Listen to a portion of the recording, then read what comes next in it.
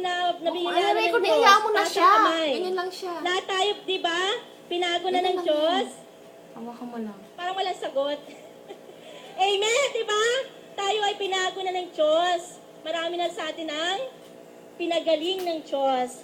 Ayan, lahat tayo ay blessed ng Diyos.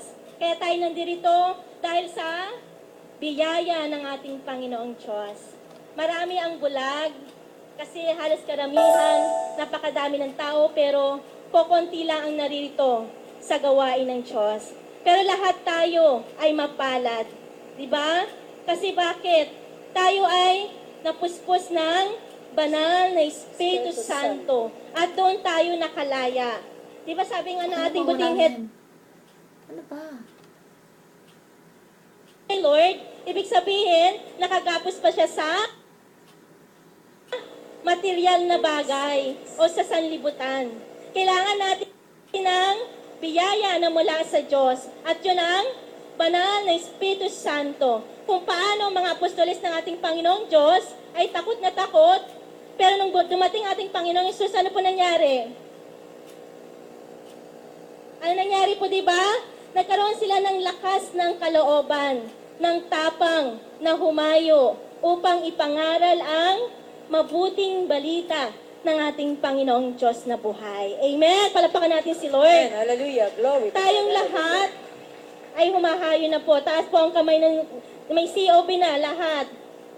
Amen. Praise God. Marami pa ang hindi.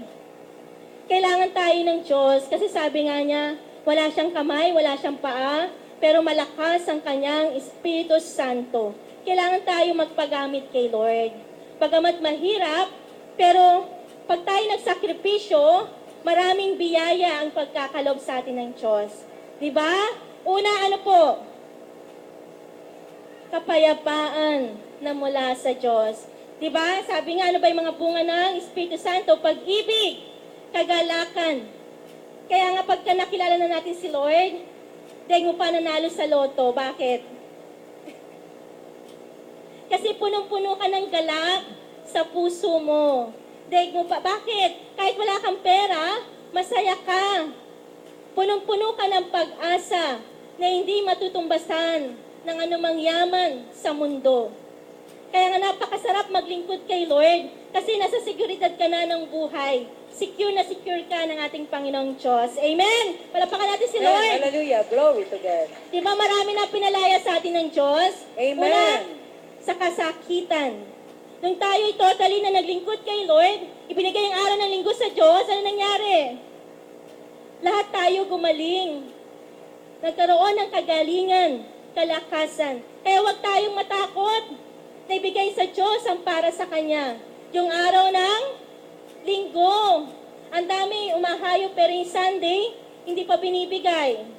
Kailangan bigay natin completely sa Diyos ang para sa Kanya upang dumaloy ang Kanyang biyaya, ang Kanyang pagpapala. Amen. At madadama natin ang siksik-liglig umaapaw na biyaya ng Diyos sa ating lahat. Amen! Palapakan natin si Lord. Amen. Hallelujah. Glory to God. Katulad nga sa amin, sa pamilya namin, talagang magulo ang buhay namin. Pero nung naibigay namin yung rest day, doon kami napuspos ng Holy Spirit. Kapag ka Kaya paglobat na. pupunta ka dito, absent ka, punta, absent, minsan makikita mo, mahina pa rin ang ating espiritu. Pero pagka constant na pumunta tayo sa gawain ng Diyos, punong-puno ka ng kalakasan. At ang dalangin natin ay dinig na dinig ng Diyos. Napakasarap maglingkod kay Lord. Kasi ang kakampi mo ay Diyos. Kahit sinong kalaban mo, hindi ka niya pababayaan. Ipagtatanggol ka ng Diyos. At kahit nasa panganib ka man, iingatan ka ng ating Panginoong Diyos. Kaya nga iba kapag ikaw ay lingkod na ng Diyos. Kaya saan pa tayo pupunta? Nasa Diyos ang ating buhay. Nasa mga palad niya ang buhay natin. Kaya nga napakaganda Saan pahawak to? na binigay sa atin ng ating Panginoong Diyos. To the soldiers of Christ, nalaman natin ang lihim na panukala ng Diyos. At yun ay papurihan, pasalamatan, dakilain ng ating Panginoong Diyos. At doon tayo pinagaling ng Diyos. Yung Sunday, sabi nga, di ba? Sa loob ng 7 araw, itinangi niya ang araw ng linggo at pinagpala upang tayo ay pagpalain din ng ating Panginoong Diyos. Kaya sino mang magbigay ng rest day, sigurado, mapupuspos tayo ng banal na Espiritu Santo. Amen! At madadama natin ang kagalakan na mula sa ating Panginoong Diyos, na pag-ibig na mula sa ating Panginoong Diyos. Kung meron pa tayong kulang sa ating buhay, siguro hindi pa tayo completely surrender kay Lord. Kailangan isuko natin lahat sa Diyos. Kasi wala tayong magagawa. Lahat tayo ay mahina. Ang kalakasan natin ay nagmumula sa ating Panginoong Diyos na buhay. Sa Kanya lang tayo kumukuha ng lakas. Sabi nga niya, di ba? Ang manatili sa Kanya ay, lahat ay magagawa natin. Pero pag tayo hiwalay sa Diyos, wala tayong, magagawa. Kaya kapag kapiling natin ng Diyos, manatili tayo sa Kanyang presensya, lahat ay ay mapagtatagumpayan nating lahat. Amen! Palapakan natin si Lord. Kaya nga lahat po tayo humingi ng habag sa Diyos. Nawa mapuspos tayo ng Kanyang banal na Espiritu Santo at madadama natin ang tunay na kapayapaan, pag-ibig na mula sa Diyos. Kaya nga, daig pa natin ang milyonaryo. Bakit? Bakit po? Sabi ko nga, ang mga milyonaryo, laging gutom yan. Gutom sa kapangyarihan. Iniisip kung paano mapupuno ang kaban ng yaman. Pero ang pinagahari ng Diyos, kahit 20 lang ang pera niyan, punong-puno ng pag-asa, punong-puno ng sigla, ng galak sa kanyang puso. Amen! Palakpakan natin si Lord. Kaya nga, lahat ng naririto, mga bago, tuloy-tuloy lang po tayo umaten ng ganitong gawain. Kasi nandito po ang buhay. Nasa kanyang ating kagalingan. Nasa kanyang lahat-lahat sa ating buhay. Ang hindi natin kayang baguhin, through the power of the Holy Spirit, lahat kayang-kayang baguhin ng Diyos ang ating buhay. Malaki magagawa niya sa buhay natin. Yung mga magulong pamilya sa Diyos, kayang-kaya niyang gawing maayos. Ang lahat na hindi nagbabago, basta maging matutulang tayo magpakumbaba, magbalik loob sa Diyos. Ang Diyos nandiyan para tayo puspusin ng Kanyang banal na Espiritu Santo at makilala natin siya na siya'y dakila, makapangyarihan, tagapagligtas. At totally mababago ang ating pananaw. Mas mahalaga na, kahit anong ginagawa mo paglinggo, iiwanan mo yan. At ikaw ay maglilingkod sa Diyos. Dahil alam mo, pag ikaw naglingkod, kasunod nun, pagpapala. Hindi lang sa atin. Amen? Palapakan natin si Lord. Pagpapala, kaayusan sa ating pamilya. Kaya nga yung hindi pa natin nadadama ang Diyos, huwag po tayong manghinawa. Ipanalo natin ang Diyos sa ating buhay. Gawin natin siyang number 1 sa buhay natin. At sigurado, ang Diyos nandyan para tayo ay kalingain, kahabagan, pagpalain ng Diyos. Amen! Palapakan natin si Lord. Kaya nga, pag tayo napuspos ng Holy Spirit, sabi nga, pag wala pa tayong Holy Spirit, ano sabi? Punong-puno ka ng, inggit. May galit pa. Pero pag ikaw ng Holy Spirit, nandyan na ang kapatawaran. Magugulat ka na lang, pinatawad mo na siya. At gagaan ang ating buhay. Kaya mabigat kasi Kasi sinasarili ang mga bagay sa mundo. Kailangan i-offer natin lahat kay Lord at i-share natin sa Diyos at magugulat ka, napakagaan ng buhay, napakaganda ng buhay na bigay ng Diyos. Amen! Palapakan natin si Lord.